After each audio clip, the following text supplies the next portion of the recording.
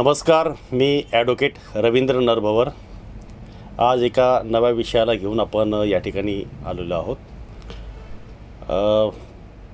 जो विषय अतिशय महत्त्वाचा आहे आपल्या सगळ्यांच्या दृष्टिकोनातनं आणि याच्या संदर्भात फारशी माहिती कुठं उपलब्ध होत नाही आपल्याला, आणि म्हणून आपण हा विषय आज चर्चेला घेणार आहोत.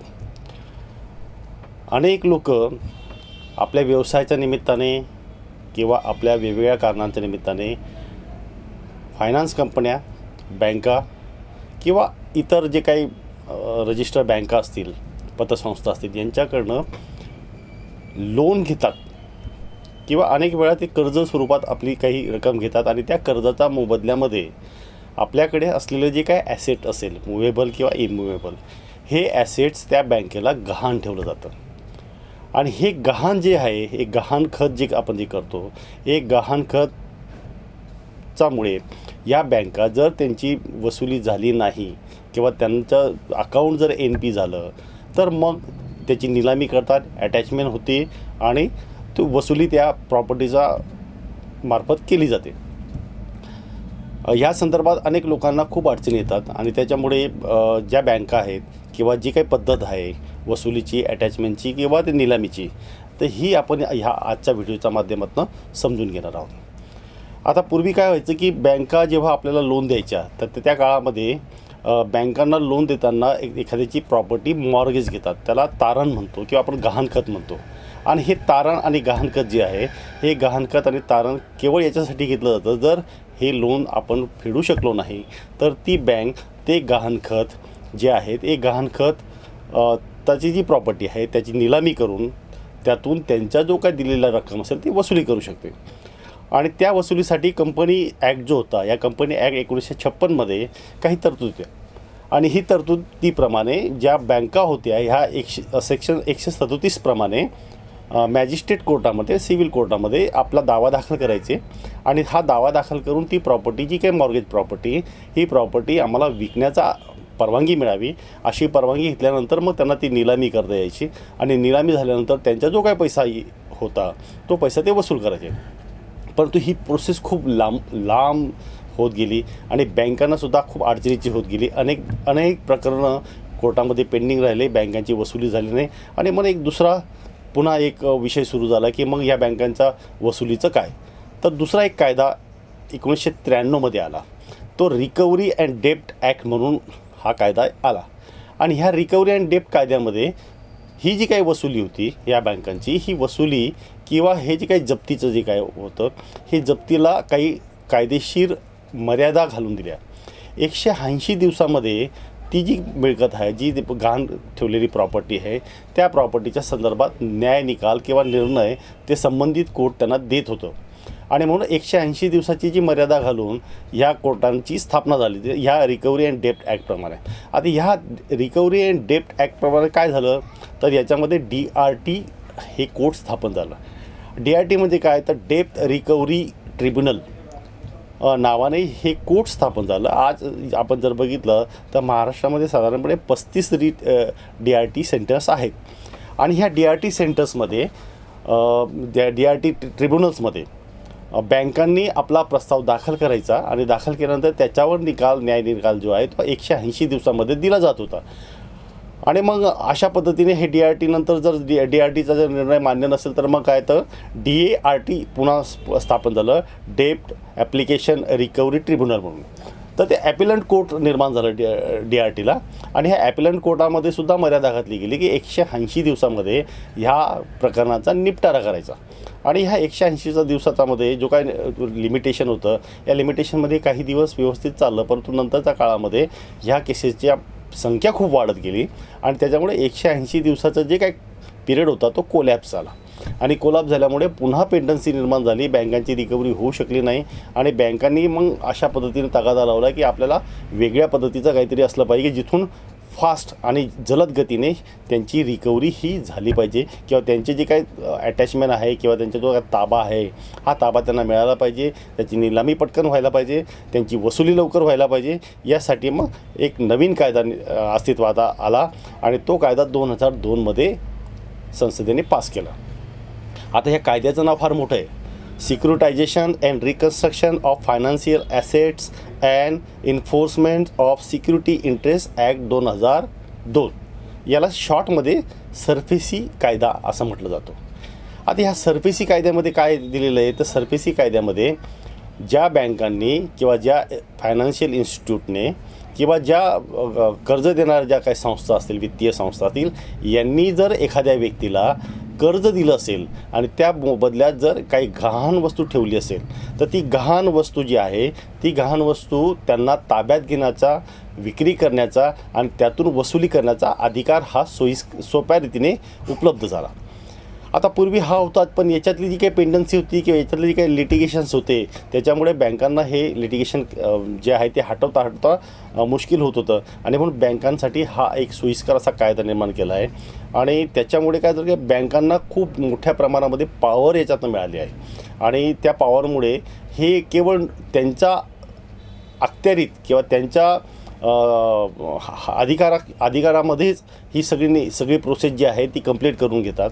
आणि त्याच्यामुळे हा कायदा आपल्याला समजून घेणं फार गरजेचं आहे. अनेक लोकांना या सरफेसी ॲक्टच्या नोटिसा आल्यानंतर त्यांना कळत नाही की आता पुढे काय होईल किंवा आता आपण कुठं जावं, आपला बचाव कसा करून घ्यावा की आपली बाजू कशी मांडावी.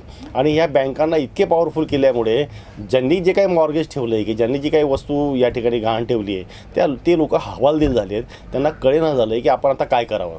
तर या कायद्यामध्ये सुद्धा ती प्रोव्हिजन आहे की जर बँकांना जरी खूप इम्पॉवर केलं असलं तरीसुद्धा जो कर्ज घेणारा व्यक्ती आहे किंवा ज्याने ती वस्तू गहाण ठेवली आहे, ह्या गहाण ठेवलेल्या व्यक्तीला काही अधिकार प्राप्त झालेले आहेत, काही हक्क प्राप्त झाले आहेत आणि काही तरतुदी याच्यामध्ये आहेत की ज्याच्या आधाराने तुम्ही ह्या वसुलीला थांबवू शकतात, रोखू शकतात किंवा याला तुम्ही प्रतिबंध करू शकतात. आणि तुमचं जे काही लोन आहे ते तुम्ही फेडण्यासाठी जो काही तुम्हाला कालावधी अपेक्षित असतो तो कालावधी तुम्ही त्या बँकांकडून मागू शकतात. आता याच्यात काय होतं की या सरफेसी ॲक्टमध्ये बँका ज्या आहेत या बँकांना आता कोर्टात जायला लागत नाही. यांना जी काही मॉर्गेज जी वस्तू होती ती वस्तू ताब्यात घेण्यासाठी कुठल्याही बँकेकडे जाण्याची यांना आवश्यकता नाही. तर हे आता यांच्या सेक्शन 13 प्रमाणे हे आपल्याला नोटीस देतात 45 दिवसाची. आणि ह्या 45 दिवसाच्या नोटीसमध्ये जर तुम्ही जर कर्ज त्यांना परत देऊ शकला नाही तर मात्र मग हे 15 दिवसाची पुढची नोटीस घेऊन ती मिळकत ताब्यात घेऊन त्याची निलामी करून त्यांच्या जी काही रक्कम आहे ती वसूल करून घेतात. पण याला एक प्रोसेस आहे. आता ही प्रोसेस काय आहे, तर मग या बँकांनी आधी जे काही खातेदार असेल हा जर सतत 3 हप्ते त्याने बाउन्स केले किंवा हा सातत्याने ते 3 हप्ते भरत नसेल तर असं जे काही खातं असतं की असे जे काही खातेदार असतो हे खातं जे आहे ते NP म्हणून डिक्लेअर केलं जातं. आता एकदा खातं जर NP डिक्लेअर झालं की मग ह्या ज्या बँका आहेत या बँका त्या खातेदाराला नोटीस पाठवतात. आणि ती जी नोटीस असते ती 45 दिवसाची असते. आणि त्याच्यामध्ये त्यांनी जी काही अमाऊंट त्याने घेतली आहे त्याच्यावर जो काही व्याज आहे, त्याने जे काही थकीत रक्कम दिलेली आहे, या सगळ्या थकीत रकमेच्या बाबतीमध्ये त्याला कळवलं जातं आणि त्याला वेळ दिला जातो की तुम्ही हे सगळं जे खातं आहे हे 45 दिवसामध्ये तुम्ही बँकेमध्ये येऊन संपवायचे. आणि मग जर त्याने संपवलं नाही तर मग बँक काय करतं, तर ते सगळं पोझिशनमध्ये घेतात. त्याला सिम्बॉलिक पोझिशन म्हणतात की तिथं जातात आणि ते पोझिशनमध्ये घेतात. पोझिशन घेतल्यानंतर मात्र मग ते ही जे काही फिजिकल पोझिशन आहे हे सिम्बॉलिक पोझिशन घेतल्यानंतर फिजिकल पोझिशन त्यांना आवश्यक असतं. कारण फिजिकल पोझिशनशिवाय त्यांना ती मिळकत पुढे विक्री करता येत नाही किंवा त्याच्यातनं ती जी मिळकत आहे त्यातनं ते जो काही त्यांची रक्कम आहे ती वसूल करता येत नाही किंवा दुसऱ्यांना हस्तांतरित करता येत नाही. म्हणून अशी जी काही सिम्बॉलिक पोझिशन आहे हे सिम्बॉलिक पोझिशनला ते कलेक्टरकडे आपला प्रस्ताव देऊन कलेक्टरचा मार्फत ते पोझिशन आपल्या ताब्यामध्ये घेतात. आणि त्याच्यासाठी त्यांना मात्र मग काही प्रोसिजर फॉलो करायला लागते. त्यातली पहिली प्रोसिजर अशी आहे की त्यांनी 45 दिवसाची जी 13-3ची नोटीस आहे ती देणं तुम्हाला बंधनकारक आहे. ती त्यांनी नोटीस दिली आणि तुम्ही 45 दिवसामध्ये जर त्या बँकांशी काही बोलला नाहीत किंवा तुमची अडचण त्या बँकांना सांगितली नाही किंवा तुम्ही त्या बँकांबरोबर तुमचा कुठलाही व्यवहार केला नाही तर मात्र मग ते 45 दिवसानंतर आपली जी काही न्यूजपेपरमध्ये या न्यूजपेपरमध्ये 2 न्यूजपेपरमध्ये पब्लिक नोटीस हे जाहीर करतात त्या विक्री करण्यासंदर्भामध्ये. आणि त्यातला जो पार्ट आहे हे 2मध्ये 3मध्ये 4मध्ये 5मध्ये कितीही पेपरमध्ये करू शकतात. पण किमान 2 वर्तमानपत्रांमध्ये त्या बँकांनी किंवा ती फायनान्शियल इन्स्टिट्यूटने आपली जी काही जाहिरात आहे विक्रीची किंवा निलामीची, त्या संदर्भामध्ये त्यांनी 2 वर्तमानपत्रांमध्ये दिलं पाहिजे. त्यातला एक इंग्लिश जो आहे तो कंपल्सरी द्यायचा आहे आणि ज्या राज्यांमध्ये जी भाषा बोलली जाते किंवा जी भाषा चालते त्या रिजनल लँग्वेजच्या एका भाषेमध्ये त्यांनी हे आपलं द्यायचं आहे पेपरमध्ये. हे 2 पेपरमध्ये नोटीस त्यांनी देऊन त्यांच्या ऑब्जेक्शन मागवायचे आहे आणि त्याच्यानंतर मग आपला प्रस्ताव जो आहे हा प्रस्ताव कलेक्टरकडे दाखल करायचा आहे आणि दाखल करून त्यांनी ती जी काही वेळ आहे तो एक रिसिव्हर जो आहे बँक कलेक्टरकडनं तो अपॉइंट करून घेतल्यानंतर आपली जी काही मिळकत आहे गहाण ठेवलेली, ती गहाण ठेवलेली मिळकत त्या रिसिव्हरचा मार्फत, म्हणजे कलेक्टर हा तहसीलदारला किंवा प्रांतला किंवा एखाद्या गव्हर्नमेंट ऑफिसरला त्या पोझिशन घेण्यासाठी किंवा कायदेशीर पूर्तता करण्यासाठी नियुक्त केला जातो आणि ती नियुक्ती जी आहे ती नियुक्ती केलेला व्यक्ती हे सगळे कागदपत्रांची पूर्तता करून फिजिकल पोझिशन या बँकांच्या ताब्यात दिला जातो. आता ही झाली मेथड, ही झाली प्रोसेस. आता याच्यात काय आहे की मग याच्यात ज्याने लोन घेतलं आहे त्याला काय अधिकार नाही का? तर मग त्याला अधिकार आहेत. त्याला काय करता येऊ शकतं, तर जेव्हा तुम्हाला बँक 45 दिवसाची नोटीस देते 13/3ची, तर त्यावेळेस तुम्ही त्या बँकेच्या त्या नोटीसला ऑब्जेक्शन घ्या. तुम्ही त्या नोटिसाला उत्तर द्या. तुमचे जे काही प्रॉब्लेम असतील, तुमचं जे काय अकाउंट त्यांनी NPमध्ये टाकलं असेल, तुम्ही जे काय ते लोन अमाऊंट घेतली ती तुम्ही का भरू शकत नाही याचं प्रॉपर जर तुम्ही एक्सप्लेनेशन दिलं तर त्या बँकेला ती नोटीस मागे घ्यायला लागते. पण अनेक वेळा असं होतं की ज्यांना अशा 45 दिवसाच्या नोटिसा आल्या आहेत ती लोक मात्र त्या बँकेला कुठलाही रिस्पॉन्स देत नाही किंवा ते त्यांच्याशी बोलत नाही किंवा त्यांना कुठलाही कम्युनिकेशन करत नाही. तर मुळातच आपण ह्या 45 दिवसामध्ये आपण त्या बँकेच्या आलेल्या नोटीसवर ऑब्जेक्शन नोंदवणं हे फार गरजेचं आहे. त्याच्यानंतर दुसरं की हे जेव्हा बँक 2 पेपरला जाहीर नोटीस देतं तर त्यावेळेसुद्धा त्या जाहीर नोटीसला आपण जाहीरपणे किंवा वकिलामार्फत ऑब्जेक्शन नोंदवणं हे गरजेचं आहे. बरेच लोक याच्यावर आपण ऑब्जेक्शन नोंदवत नाही आणि त्याच्यानंतर जे काही प्रस्ताव पोझिशनसाठी कलेक्टरकडे किंवा तिथल्या मॅजिस्ट्रेटकडे, जिल्ह्याच्या मॅजिस्ट्रेटकडे दाखल होतो त्यावेळेससुद्धा जो कर्ज घेणारा व्यक्ती आहे ज्याच्या विरोधात हे सगळं होणार आहे कारवाई, त्या व्यक्तीने त्या ठिकाणी जाऊन त्यांनी जी केलेली कारवाई आहे ही चुकीची किंवा बेकायदेशीर किंवा कायद्याच्या कक्षेत न बसणारी आहे अशा पद्धतीचं ऑब्जेक्शन त्या ठिकाणी नोंदवणं गरजेचं आहे. आणि हे नोंदवल्यानंतर मात्र तुम्ही त्या ठिकाणी 45 दिवसाची नोटीस थांबवू शकता, पेपरमधली ॲड थांबवू शकता, तुम्ही कलेक्टरकडनं जे काही पोझिशन घ्यायचे फिजिकल पोझिशन ते आणू शकता. हे आपल्याला सगळं करता येऊ शकतं. पण समजा हे नाही केलं आम्ही तर मग पुढे काय?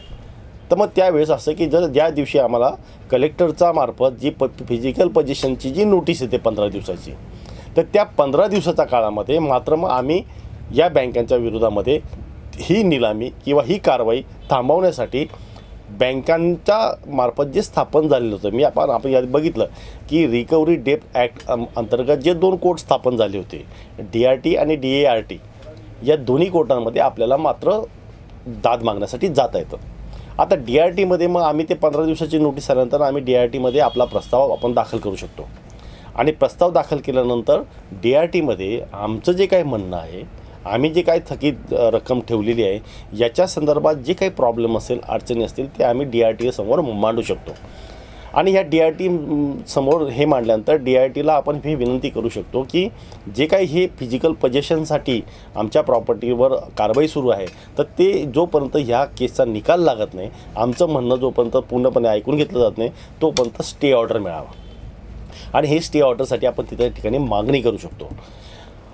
आता DRTने समजा तुमची मागणी मान्य नाही केली किंवा DRTने तुमचा जो काही प्रस्ताव आहे तो फेटाळून लावला तर मग काय करायचं? तर मग ॲपेलेंट कोर्टमध्ये आपल्याला जायला लागतं आणि ह्या ॲपेलेंट कोर्टमध्ये आपण DRTला जे काही प्रस्ताव दिला होता तो DRTने आमचा प्रस्ताव योग्य पद्धतीने घेतला नाही किंवा कायदेशीररित्या त्याच्यावर निकाल दिलेला नाही आणि म्हणून आम्ही DART जे ॲपेलेंट कोर्ट आहे यांच्याकडे अपील दाखल करून त्यांच्याकडे सुद्धा आम्ही हा स्टे ऑर्डर जी आहे किंवा जी ही निलामी आहे ही थांबवण्यासाठी विनंती करता येऊ शकते. आता DRTने समजा आम्ही गेलो तर DRTमध्ये आम्हाला जाताना साधारणपणे आमचा प्रस्ताव दाखल करताना आम्हाला काही रक्कम भरायला लागत नाही, आम्ही ते आमचा प्रस्ताव दाखल करू शकतो. पण DARTमध्ये जेव्हा आम्ही ॲपेलंट कोर्टामध्ये जातो तर त्यावेळेस मात्र तुम्हाला जी काही थकीत रक्कम आहे किंवा तुम्हाला जी काही 13-3ची जी नोटीस आलेली आहे आणि त्या नोटीसमध्ये बँकेने जी काही तुमच्याकडे थकीत रक्कम किंवा रिकव्हरी दाखवली आहे त्या रिकव्हरीचा 50% रक्कम तुम्हाला त्या ठिकाणी भरायची आहे. आणि मग ते भरल्यानंतर मग कोर्ट तुम्हाला स्टे ऑर्डर देऊ शकतं, ती निलामी थांबवू शकतं, त्याची सगळी प्रोसेसर आपल्याला रिलीफ मिळू शकतो. आणि जर समजा DARTने सुद्धा आपला प्रस्ताव मान्य केला नाही, तोही रिजेक्ट केला, तर मग आपल्याला अशा वेळेस मग हायकोर्टामध्ये आपल्याला हे प्रकरण दाखल करता येऊ शकतं. आणि दाखल केल्यानंतर मात्र आपल्याला हायकोर्टातनं काही रिलीफ आपल्याला मिळू शकतो. मुळातच आम्ही ज्या बँकांकडनं पैसे घेतले ते आम्हाला परत करायचे आहेत, ही भावना आपण एकतर डोक्यात ठेवली पाहिजे. हां, केवळ आम्ही ते वेळेत परत करू शकलो नाही याच्यातल्या ज्या काही अडचणी असेल, याच्यातली काही टेक्निकॅलिटी असेल किंवा याच्यात जे काही अडचण तुम्हाला तात्कालिक आली असेल तर त्या अडचणीच्या संदर्भामध्ये तुम्हाला या DRT किंवा DART किंवा हायकोर्ट या ठिकाणी मदत होऊ शकते. आणि मग तुम्ही जर ही मदत मागितली तर मग तुमची प्रॉपर्टी वाचू शकते. तुम्ही तुमचं जे काही लोन असेल ते लोन तुम्ही त्या बँकांशी बोलून किंवा त्यांच्याशी सल्लामसलत करून किंवा त्यांच्याबरोबर कॉम्प्रोमाइज करून तुम्ही ते मॅटर सेटल करू शकता. आता याच्यात काय आहे, याच्यात 2-3 गोष्टी अजून फार महत्त्वाच्या आहेत की बऱ्याच वेळेस काय होतं की ॲग्रिकल्चर लँडवर जर लोन असेल तर मग ॲग्रिकल्चर लँडवरचा लोनला हा जो सर्फेसी ॲक्ट आहे हा लागू होत नाही. आणि त्या लोनचं समजा ते अकाउंट NPमध्ये जरी गेलं तरी शेतीची निलामी होत नाही, हे मात्र इथं लक्षात घेण्यासारखं आहे. दुसरं असं आहे की समजा तुमची जी काही रक्कम तुम्ही घेतली असेल आणि आता समजा तुम्ही 10 लाख रुपये घेतले आहेत आणि त्यातले 1 लाख रुपये आता शिल्लक आहे, अशा 1 लाख रुपयाच्या वसुलीसाठी मात्र सर्फेसी ॲक्ट प्रमाणे त्या बँकेला तुम्हाला नोटीस पाठवता येत नाही किंवा तसा प्रस्तावसुद्धा त्यांना दाखल करता येत नाही किंवा ती तशी एखादी वस्तू तुम्हाला मॉर्गेजची जी आहे ती ताब्यात घेता येत नाही. तर हा एक त्यातला भाग आहे. किंवा जी अमाऊंट तुम्ही घेतली आहे, जी अमाऊंट आपण लोन म्हणून घेतली त्याचे केवळ फक्त 20% रक्कमच आता देणं शिल्लक राहिलं आहे. आणि अशा वेळेस पण जर त्याची ती NP झाली असेल अकाउंट तर त्या 20% रकमेसाठी मात्र त्या बँकेला काही हे करता येत नाही. तर हे अशा स्वरूपाचं आहे. तर हे जी काही नोटीस आपल्याला मिळते बँकेना सर्फेसी ॲक्टप्रमाणे, तर या सर्फेसी ॲक्टमध्ये बँकांना खूप जास्त इम्पॉवर जरी केलं असलं तरीसुद्धा ज्याने लोन घेतलं आहे त्याच्याकडेसुद्धा खूप प्रोव्हिजन्स आहेत, त्याच्याकडे तरतुदी आहेत. पण फक्त त्याने जाणीवपूर्वक या सगळ्या त्या गोष्टीकडे त्या वेळेस त्याने ॲक्शन घेतली पाहिजे.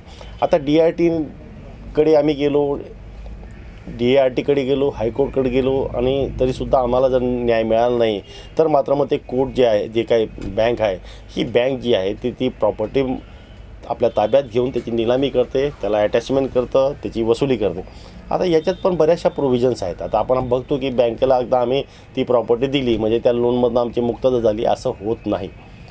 बँकेने दिलेले जे काही लोन असेल त्याची जी काही बाकी असेल ते त्यांचे जे काही कॅल्क्युलेशन्स असतं, त्यांचे व्याज, त्यांचे आलेले रक्कम, थकीत, हे सगळं जे काही कॅल्क्युलेशन करून तुमच्याकडे येणे असलेली जी बाकी रक्कम असेल ती बाकी रक्कम जर निलामीतनं वसूल झाली नाही तर मात्र मग ते वसूल न होणारी जी रक्कम आहे ती रक्कमसुद्धा हे बँक तुम्हाला वेगळ्या कायद्यामध्ये केसेस टाकून वसूल करू शकतं. हा या सर्फेसी ॲक्टमध्ये आहे.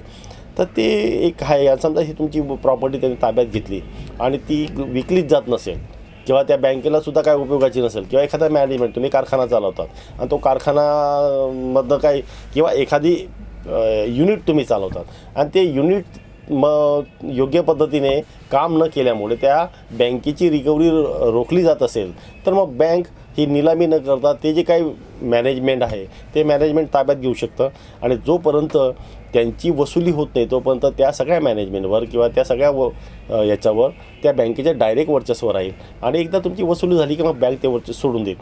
थोडक्यात काय की बँकांच्या वसुलीसाठी हा जो कायदा आहे तर हा कायदा जो आहे हा बँकांना इम्पॉवर जरी करणारा असला तरीसुद्धा आपल्याला न्याय देण्यासाठी किंवा आपल्याला मागणी करण्यासाठी मात्र त्या वेळेस जेव्हा बँकेच्या 13(3)A ची नोटीस येऊ द्या, 13(4) ची नोटीस येऊ द्या, 14ची नोटीस येऊ द्या, तुम्ही त्या वेळेस तुम्ही त्याच्यावर ऑब्जेक्शन घ्यायला पाहिजे, तुम्ही त्याच्यावर ॲक्शन घ्यायला पाहिजे आणि तुम्ही वकिलांचा मार्फत किंवा तुम्ही स्वतः बँकेशी त्याच्याबाबत तुम्ही बोललं पाहिजे.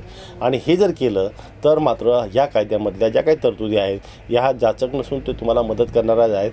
आणि बँकांना केवळ काय तुमची प्रॉपर्टी विकण्यासाठी हे सगळे ॲक्शन घ्यायचं नाही आहे, तर त्यांना ते त्यांचा जो काही व्यवहार आहे तो व्यवहार सुरळीत चालावा आणि यासाठी तुम्ही तुमची अडचण बँकांना सांगू शकतो. मला असं वाटतं की सरफेसी ॲक्ट हा किचकट जरी असला, तो बँकाच्या हितासाठी जरी असला, तर त्यातले 2-3च सेक्शन फार महत्त्वाचे आहे. की 13 सेक्शन 13 आहे तो एक आपल्याला महत्त्वाचा आहे. सेक्शन 13(4) हा एक महत्त्वाचा सेक्शन आहे. आणि आपण जे काय अपील करतो ते सेक्शन 17मध्ये करतो. तर हे रिकव्हरीसाठी जो काय अपॉइंटमेंट होता ते सेक्शन 14मध्ये केलं जातं. तर हे सेक्शन 13, 14 आणि 17 या 3 सेक्शनमध्येच या सगळ्या याची कारवाई होते. याच्या ॲपेलंट कोर्टामध्ये किंवा जे DRTमध्ये केस दाखल करण्याची एक पद्धत आहे, ती ऑनलाईन आपल्याला करायला लागते.